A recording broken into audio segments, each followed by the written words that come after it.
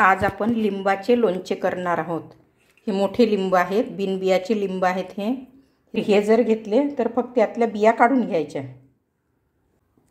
आता ह्या लिंबाच्या फोडी कापून तयार आहेत। लिंब आधी स्वच्छ धुवून घेतले, पुसून घेतले आणि नंतर त्याच्या फोडी करून घेतलेल्या आहे। हे मोठे लिंब होते, आपण छोटे घेतले तर त्यातील बिया काढून घ्यायचे। यामध्ये बिया नव्हत्या आणि अर्ध्या वाटीपेक्षा थोडा कमी लिंबाचा रस काढून घेतलेला आहे। 2 चमचे तिखट आहे।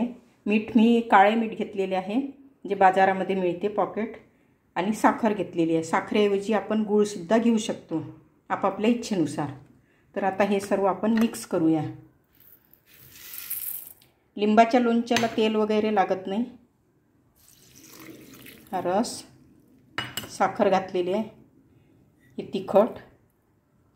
तिखट आणि मीठ आपापल्या इच्छेनुसार कमी जास्त करता येते। आणि लिंबाच्या लोणच्यात तशी हळद घातल्या जात नाही, घालू शकता आपल्याला वाटले, कारण हे लोणचे उपवासासाठी सुद्धा वापरता येते हळद नाही घातली तर। त्यामुळे मी यामध्ये हळद घालणार नाही आहे। हे आता छान मिक्स करून घ्यायचे आणि असेच आता हे बरणीत भरून ठेवायचे। काही दिवसांनी मुरते मग हे लोणचे। आता तयार आहे। ही बरणी स्वच्छ धुवून घेतली, पुसून घेतली आणि यामध्ये आता थोडे मीठ घालत आहे।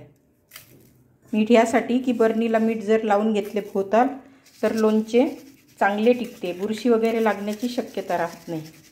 मीठ हे प्रिझर्वेटिव्हचे काम करते, मीठ हे प्रोटेक्शनचे काम करते। या बरणीला भोवताल मीठ लावून घ्यायचे आणि ते मीठ काढून घ्यायचे, झाकणाला सुद्धा। आता हे मीठ लावून झालेले आहे। हे लोणचे आता आपण बरणीमध्ये भरून घेऊया।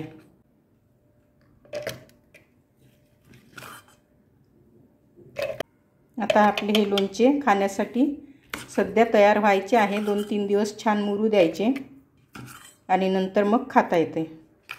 हे लोणचे आता बरणीत भरून तयार आहे आणि आता यावर झाकण झाकूया।